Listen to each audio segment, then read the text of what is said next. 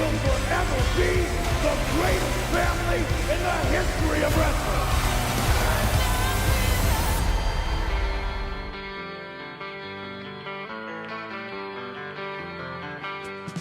You know, being a born-again wrestling fan, thanks to the actual good stories in wrestling, this guy being out of the company, Screw you! You're fired! and seeing my boy Troy Bolton and Jeremy the Bear Allen White, Now get the fuck off my expo chef now! I was pretty excited by the announcement of Sean Durkin's The Iron Claw, the story of the rise and fall of the iconic Von Erich family produced by A24. Devastating should be the only word ringing in your head. Along with the film's first trailer, it not only oozes pure red-blooded Americana, but also the iconic aura of 90s films, the sunset gradients, the film-like filter, and the handheld authentic cinematography all aid in making this nostalgic, yet modern take on filmmaking. If there was any question as to whether Sean Durkin has the sauce to keep working in the industry, the Iron Claw should put those away, because as tragic as the real-life events are, he does handle it beautifully and mostly with care. Mostly. It's not gonna affect how I'm gonna rate the film at the end of the day, but there were some notable missing story beats about the Von Erich family, like the fake brother or Fritz drawing his gun on Kevin, pretty much egging him on to take his life as well.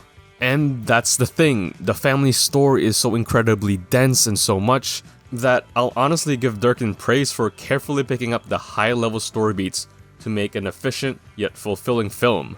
But in those trade-offs for an efficient 2-ish hour film, there were at times when I felt both the storytelling and some dialogue felt clunky.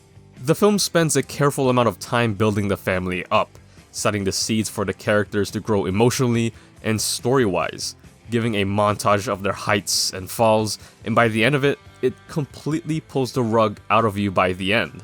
Which is by design, and makes for a good change of pace, but given the amount of undercutting in emotion to bring dread in an instant, felt jarring and a bit repetitive at times. Were there any bonding exercises that you guys did? Trust falls or anything? Did we, kind of. I mean, that's kind of what wrestling is. As far as our cast goes, they're phenomenal.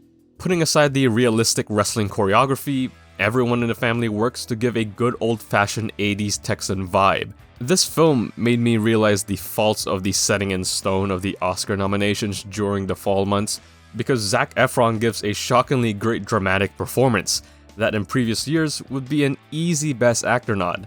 But it's not. Not only because it's too stacked of a year, but too late of a release that it doesn't have enough time to build goodwill, and it should. I also like while he is the lead, he feels as if he holds the film's story at an arm's length. While he is experiencing it and he is the main character after all, the way the story is being told, it's as if the film's events are inevitable, making the Von Erich curse motif come through the screen beyond just a line on the page. The supporting cast also props up the film's melodrama. Jeremy Allen White, Harris Dickinson, and Stanley Simmons give great performances and evoke that phenomenal brotherly chemistry along with Efron. And while Holt McClaney is great as Fritz Von Erich, he could have gone a bit more brutal and a bit more cold. Now, some flashes are shown here and there, especially in the opening scene, the end, and his subtle mannerisms throughout. There was also something about, like, it was like we weren't able to celebrate until Fritz, moved away. There almost had to be, like, a moment of kind of, stoicism around him, and then once he got far enough away, we felt like we were comfortable enough to kind of, have a moment together. Yeah. But he never gets to the level I've always seen him talked about or documented through the numerous pieces of media said about him, or he even said about himself. But that's all just a bit nitpicky. The only glaring casting or performance was Ric Flair.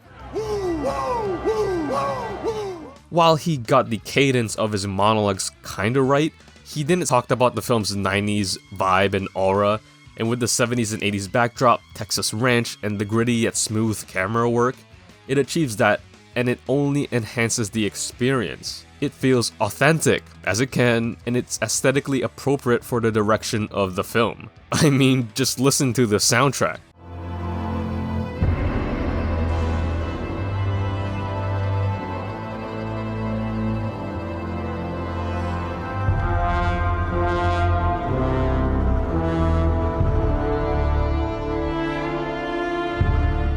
Tell me that does not get your blood pumped. And all this beauty in its storytelling, aesthetics, and chemistry makes the film even more heartbreaking given the story at hand. The clashing of those warm and cold aspects makes for a cathartic nightmare for Kevin Von Erich to all but overcome. Weirdly enough, for how golden it is, it feels very Kafkaesque. Sean Durkin's The Iron Claw isn't gonna get nominated for any big awards. Not because it's not great, but because it's too crowded. It's a real human drama that has all the makings to become a modern-day classic. Its heart isn't only seen, but it's felt through the performances of the Von Erichs, the film's atmosphere, and Durkin's masterful direction to give service to wrestling's most iconic family. I'm feeling a very strong 4.5 stars on this. I really love this. Don't forget to like and subscribe, and thanks for watching.